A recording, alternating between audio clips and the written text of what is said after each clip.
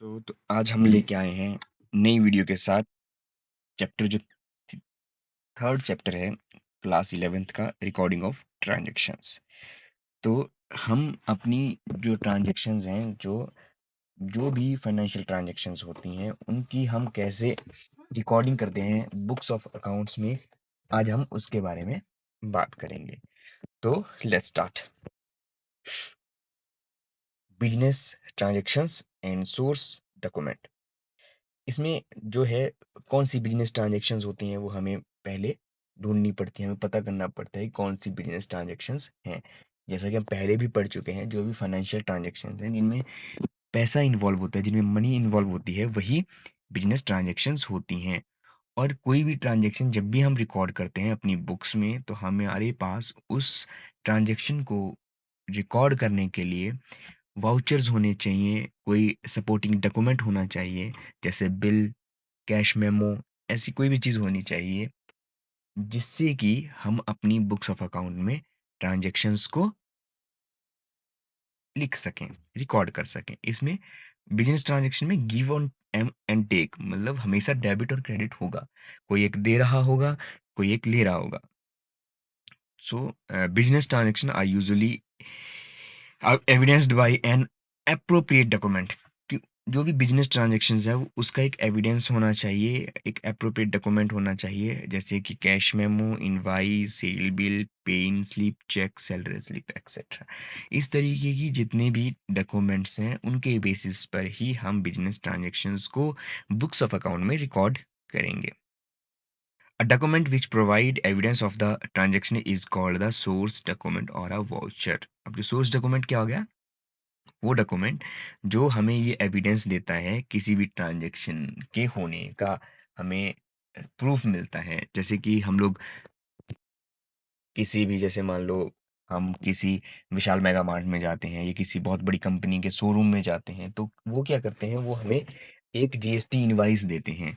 ठीक है, तो जब भी कोई बिजनेस ट्रांजैक्शन होगी, तो अब अगर अगर हम बिजनेस में कोई चीज़ खरीद या बेच रहे हैं, तो वो जो इनवाइस है, वो जो सेल या परचेज बिल है, उसके बेसिस पर ही बुक्स ऑफ अकाउंट्स में बिजनेस ट्रांजैक्शंस को रिकॉर्ड किया जाता है। और जो वो बिल है, उस बिल को सोर्स डॉक्यूमेंट कहते हैं। वो एक बेस है किसी भी ट्रांजैक्शन को बुक्स ऑफ अकाउंट्स में रिकॉर्ड करने का। Understand? So next is preparation of accounting voucher. अब अकाउंटिंग वाउचर किस तरीके का होता है? अकाउंटिंग वाउचर जैसा कि स्क्रीन पे दिख रहा है, अकाउंटिंग वाउचर जो है जिसमें हमें क्या होता है कि ट्रांजैक्शन वाउचर में उसमें नेम ऑफ द फर्म होता है, वाउचर का नंबर होता है, डेट मस्ट है, कौन सा अकाउंट डेबिट हो रहा है, कौन सा अकाउंट डेबिट क्रेडिट हो रहा है, अमाउंट कितनी है, और उसके नीचे एक नरेशन लिखी जाती है कि क्या चीज़ खरीदी गई है। जैसे मान लो कि हमने बिजनेस शुरू किया है, तो शुरू किया है तो क्रेडिट क्या हुआ? कैपिटल, क्योंकि कैपिटल हमारे पास बिजनेस में आई। बिजनेस एक वो है, सेपरेट एंटिटी कॉन्सेप्ट है। तो बिजनेस में अगर ओनर भी पैसा लगाता है तो वो भी बिजनेस की लाइबिलिटी समझी जाती है, और उसको लाइबिलिटी साइड में कैपिटल के अंडर लिखा जाता है।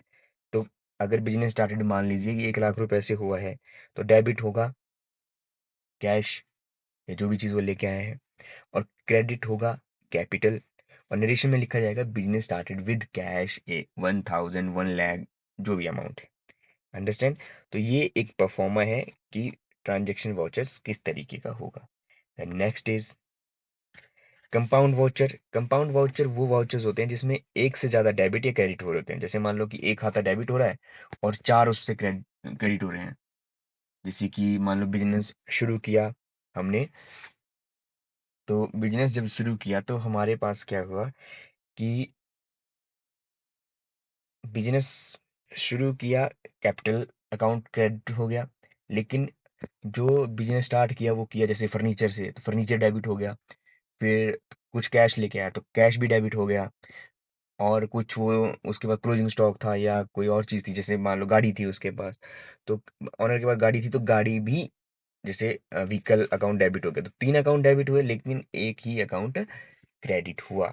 तो इस तरीके से कोई और एंट्री ऐसी हो सकती है, जैसे कि कोई डिफरेंट एंट्री है कि हमने कोई चीज़, और कुछ चीज़ है जिसमें हमें खाता तो सिर्फ एक क्रेडिट होना है लेकिन डेबिट बहुत सारी चीज़ें होनी है। ठीक है? जैसे हमने सैलरी पेड करी तो वो डेबिट हो गया। फिर हमने कोई और एक्सपेंसेस किया, जैसे रेंट पे किया, डेबिट हो गया।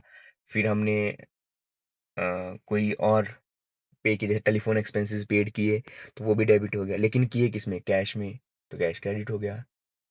तो इस तरीके से जो है कंपाउंड एंट्री बनती है उनके वॉचेस का, ये परफॉर्मा है as per the NCERT book. इसके बाद कॉम्प्लेक्स आ गए जिसमें बहुत सारे डेबिट बहुत सारे क्रेडिट होते हैं। जैसे हम ओपनिंग एंट्री जब एक साल खत्म होता है तो नेक्स्ट ईयर जब डालते हैं तो सारी लाइबिलिटीज़ को और असेट्स को डेबिट और क्रेडिट करते हैं, तो ये मल्टीपल डेबिट एंड क्रेडिट वाली एंट्री होगी जिसको कॉम्प्लेक्स ट्रांजेक्शन्स कहते हैं, जिसमें एक से ज़्यादा खाते डेबिट और क्रेडिट हो रहे होते हैं। तो ये है कॉम्प्लेक्स ट्रांजेक्शन्स।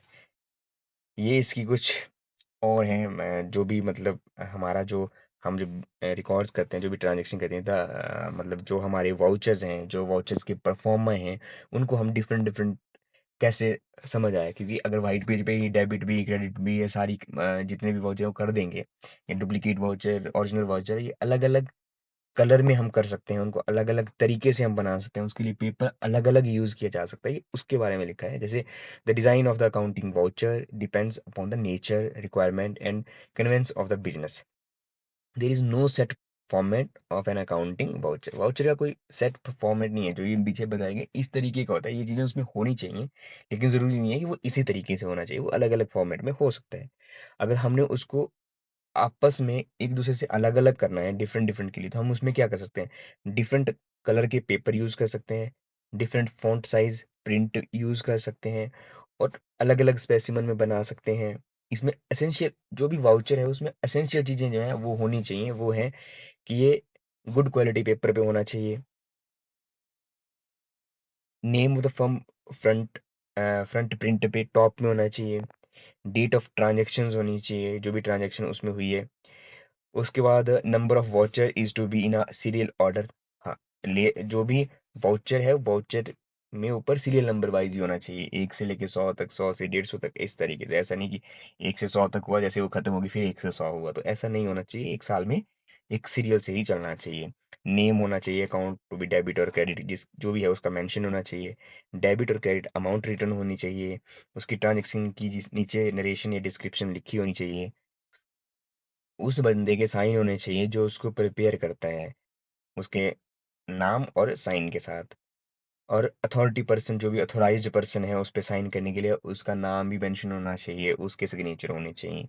तो ये सब एसेंशियल एलिमेंट्स हैं जो कि एक वाउचर में होने ज़रूरी हैं। Thank you. Please share and subscribe my channel. और अगर किसी को 6 to 10th मैथ्स क्लास की ट्यूशन्स लेनी है तो वो भी मुझसे ऑनलाइन, अगर किसी को क्लासेस लेने लेनी है तो मुझसे कांटेक्ट कर सकते हैं। मुझे क्या कहते हैं, मुझे वीडियो पे कमेंट कर सकते हैं। कमेंट में मैं आपको अपना व्हाट्सएप नंबर शेयर कर दूंगा जिससे कि आपको मैथ्स की ट्यूशन्स के भी मिल जाएंगी। Thank you, keep watching.